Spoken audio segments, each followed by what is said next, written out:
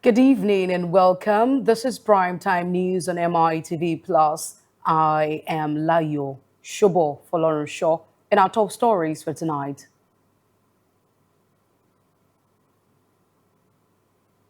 Court grants accelerated hearing in trial of alleged coup plotters. Police arrest 30 suspected kidnappers, recover firearms in Kaduna. Babajide Sanwo-Olu cabinet back Obafemi Hamzat for 2027 Lagos governorship race. On the foreign scene, Steve Curry returns from injury. In sports, Steve Curry returns from injury with 29 points, but Warriors lose to Rockets. And Joshua signs deal to fight Fury hearing. Now the news in details. Justice Joyce Abdulmalik of the Federal High Court, Abuja, has granted an accelerated hearing in the trial of 6 suspects accused of plotting to overthrow President Bola Tinubu's administration. The court fixed April 29, 30, May 4, and 5 for the commencement of trial proceedings and the hearing of the bail applications filed by the defendants. During proceedings, the Attorney General of the Federation, Lateef Fagbemi-San, informed the court that the prosecution had witnessed available subjects to the convenience of the court. Counsel for the first defendant, Mohammed Ilayepo, indicated that his client's bail application was due for a hearing. Justice Abdulmalik, however, ruled that the trial would commence before any bail applications were considered. In a bold move to strengthen Nigeria's export ecosystem, the Nigerian Association of Chambers of Commerce, Industry, Mines and Agriculture has stressed that unlocking the country's export potential requires not only sound policies, but also practical support systems that empower businesses, especially MSMEs, to compete effectively in regional and global markets. National President of NASIMA, Engineer Jani Ibrahim, made this known at the inauguration of the Export Express Support Center, a one-stop hub designed to provide guidance, tools, and technical support to exporters. Our correspondent, Abiola Ismail, has more details in this report. In collaboration with Polaris Bank, the national president of the Nigerian Association of Chambers of Commerce, Industry, Mines and Agriculture, NASIMA, Engineer Jani Ibrahim, explained that the Export Express Support Center is critical to driving sustainable export development across Nigeria's trade ecosystem. He reiterated NASIMA's commitment to driving tangible value to Nigerians' businesses and contributing meaningfully to the nation's non-oil export growth agenda, while describing Polaris Bank investment in the initiative as a boost to enterprise growth, job creation, and national economic resilience. Any exporter that has any challenge or anything, NASIMA is there to support, guide, and tutor that exporter so that they'll be able to make the necessary inroads in international. We want to connect Nigerian businesses to the world. And we want Nigerian companies to be internationalized so that they're not just operating in Nigeria, they're operating all over the world. And we want to send all our exports out of Nigeria and attract foreign direct investment. So people who are producing elsewhere, we are inviting them to come to Nigeria, partner with Nigerians and produce for the world. The executive director of Polaris Bank, Chris Ofikulu, noted that the initiative highlights the importance of collaboration in expanding global trade participation. Ofikulu maintained that Nigeria exporters need improved access to information, market, finance, and strategic partnerships to succeed internationally. He added that the center will bridge knowledge gaps, enhance competitiveness, and position local enterprises for global success. They want to be supporting them with information, with guidance, and as a way of increasing their momentum in doing business of export in Nigeria. Because as he said, the business of export is actually a complex one, and the documentations are even much more complex. So what they want to do is to set up a desk that supports them in understanding how to conclude that documentations and exports so that they are not disenfranchised. The chairman of Nasima Export Group, Kola Awe, said the center is designed to tackle barriers such as complex regulations and limited access to information. The center will also provide free access to knowledge, training, innovation, and hand-on support with plans to digitalize its services to widen access and drive economic growth through increased non-oil exports. Abiola Ismail, MITV Plus, Lagos. The Kaduna State Police Command has recorded major successes in its fight against crime, arresting 30 suspected kidnappers, 4 gun runners, and several car theft suspects during operations in April 2026. Addressing journalists, the State Commissioner of Police, Rabiu Mohammed, said the achievements were results of sustained intelligence-led policing, coordinated tactical operations, and increased patrols across the state. He disclosed that police operatives also recovered 5 firearms with live ammunition, including an anti-riot gun, as well as 4 stolen vehicles during the period under review. According to him, one of the key operations took place along the Kaduna-Abuja Expressway, where security operatives engaged suspected bandits in a gun duel. The suspects reportedly fled with gunshot wounds, abandoning an AK-47 rifle and ammunition. Operatives of the Lagos State Task Force have arrested over 50 suspected miscreants and street urchins along the Lekki-Ekpe Expressway over various environmental infractions. Some of the suspects were also implicated in the acts that posed threats to public infrastructure, including vandalism of billboards and road signage, disturbing public peace, and attempting to exploit the restriction period to perpetrate criminal activities.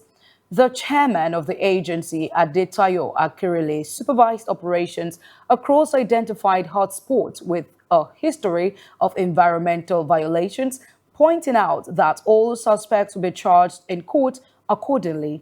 This is part of reintroduced monthly environmental sanitation exercise forms that form part of the state government's renewed efforts to curb indiscriminate dumping of refuse, open defecation, street trading, and other environmental violations, with the goal of fostering a cleaner, healthier, and more sustainable environment. CSP Adetayo Akirile reiterated that violators of environmental sanitation laws will be prosecuted in accordance with the Lagos State Environmental Protection Law of 2017. Meanwhile, Lagos State government has forged a sister state relationship with California State Assembly, United States, through the Assembly Concurrent Resolution 129. The resolution was sponsored by Assembly member Matt Haney and unveiled at the California Africa Climate and Economic Forum 2026, establishing one of the most significant Africa-California diplomatic ties in recent history. Accepting the resolution on behalf of Governor Babajide Sanwo-Olu was the Executive Secretary of the Lagos State Office of Diaspora Affairs, ASV Jermaine Sanwo-Olu. Speaking on the resolution, Jermaine said both Lagos State and the state of California will benefit from the relationship. He noted that the partnership directly supports Governor Sanwo-Olu's themes plus agenda, strengthening Lagos' global footprint and creating new channels for sustainable growth. Governor Babajide Sanwo-Olu of Lagos State, alongside his cabinet members, have expressed support for the incumbent Deputy Governor Obafemi Hamzat to vie for gubernatorial position under the banner of the All Progressives Congress, APC, in 2027. Governor Sanwo-Olu stated this at Lagos House Marina when the deputy governor led a delegation of leaders of the party, including members of the Governor's Advisory Council, former ministers, lawmakers, among others, to officially intimate him an intention to contest for the #1 position of the state. The governor described his deputy as someone with highest sense of integrity, loyalty, support, and he's prepared for the job. His consultation that we're doing, it was unanimous with all of us in that room to say that Mr. Deputy Governor is a man that is fit, ready, he's been well baked, he's been well manicured, he's been well pepperonied for this job. He's a man that knows where all the rooms in the house are built. We'll use the opportunity to thank our father, our leader, Mr. President, who saw the vision 8 years ago to say that, Mr. Governor, Mr. Deputy, both of you, I see you on the long run. And that long run is what is already being manifested here today. This is a deputy governor that is worth a governor from day one. And we thank God that he's taking the hard leadership now. And we can only pray for him, wish him well, and let Lagosians be aware that indeed this is a man that has been built for this job, that has worked, and I believe that he deserves, to be given a chance to go and run this state and lead this state at this point in time.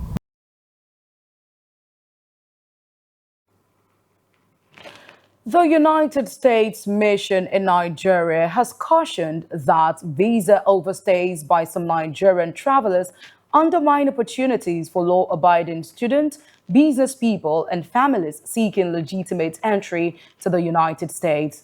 In a post on X on Monday, the mission stated that visa overstays by Nigerian travelers can affect opportunities for their fellow citizens, noting that compliance helps protect access for students, business travelers, and families who travel responsibly.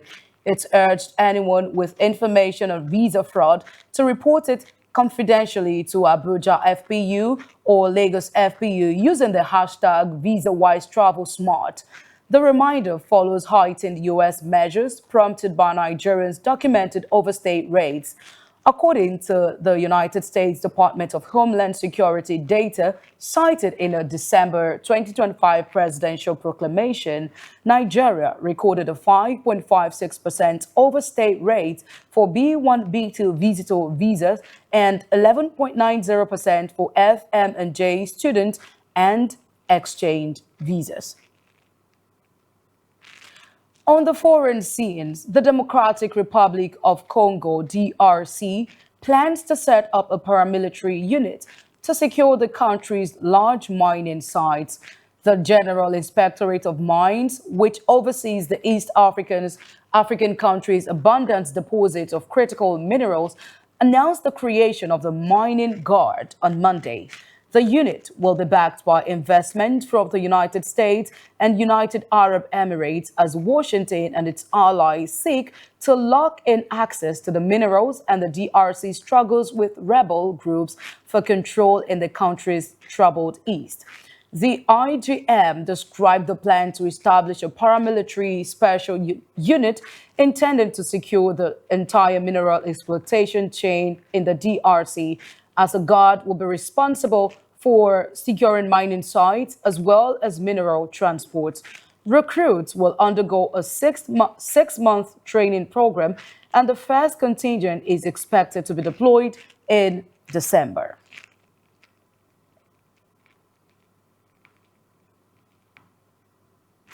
Pakistan and Afghanistan have accused one another of launching new cross-border attacks. Afghanistan's Taliban authorities said on Monday that 4 people were killed in attacks in the eastern Kunar province. Pakistani officials reported at least 3 civilians were injured by gunfire in South Waziristan. The resumption of violence threatened fragile peace talks between the neighbors.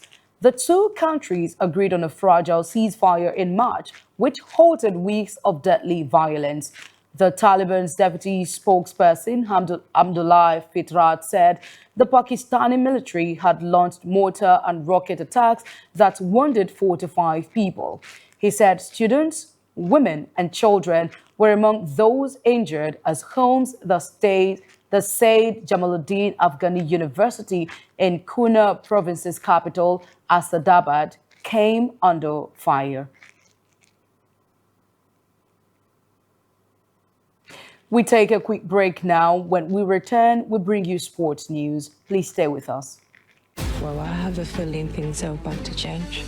The new season of the hit series Wura is coming to Africa Magic.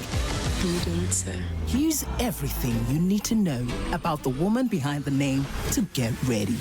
This is well. Wura is the ruthless CEO of Frontline Gold Mine. We're going to build our paradise here on earth. She'll do anything to maintain her power and perfect image. Lies, fraud, and of course, murder.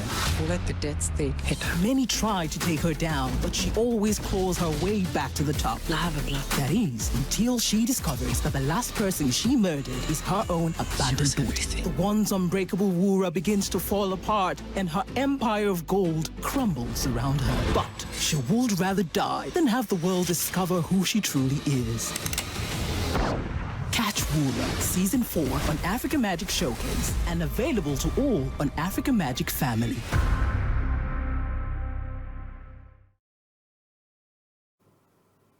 Thank you so much for staying with us. And now in sports, Anthony Joshua has signed a deal to fight fellow former world heavyweight champion Tyson Fury.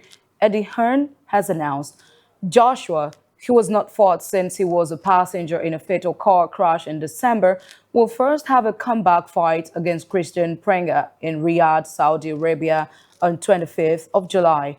Fury and Joshua, both two-time world champions, have carried British boxing on the global stage for more than a decade. Yet, despite years of negotiations and false starts, the fight has never materialized. But promoter Hearn posted on social media on Monday that the long-awaited fight was signed, sealed, and delivered. R&A Chief Executive Mark Darbin says that players guilty of on-course misconduct could receive a too-short penalty at the Open in July. This follows a reprimand for Sergio Garcia at last month's Masters, where the Spaniard damaged a tee box with his club after an angry reaction to an errant tee shot on the second hole on his final round. Scotland's Bob McIntyre was also warned by Augusta officials after microphones caught him swearing and gesturing angrily during a ruinous first round 80 at the year's opening major. Both incidents brought player behavior into sharp focus in a season where the four major tournaments, the Masters, US PGA, US Open, and Open, have agreed to implement a new code of conduct. And with that, we have come to the end of Primetime News tonight. Thank you so much for watching.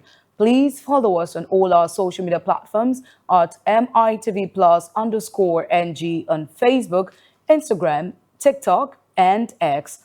You can also watch our programs live on YouTube at MITV+_NG. Please remember to click the like and subscribe button. I am Layo Shobo for Lawrence Shaw. To have a good evening.